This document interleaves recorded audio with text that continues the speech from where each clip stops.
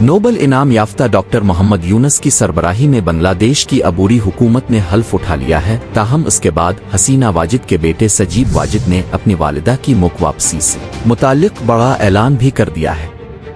Times of India से गुफ्तगू में हसीना वाजिद के बेटे सजीब वाजिद ने अब दावा किया है कि बांग्लादेश की साबिक वजीर आजम हसीना वाजिद इंतखाबात के वक्त वतन वापस आ जाएंगी। बांग्लादेश की साबिक वजीर आजम के साहिबजादे ने कहा है कि अगर जरूरत पड़ी तो सियासत में आने से ग्रेज नहीं करूंगा। सजीब वाजिद का मजीद कहना है कि यकीन है कि अवामी लीग इलेक्शन में हिस्सा लेगी और हम जीत भी सकते हैं।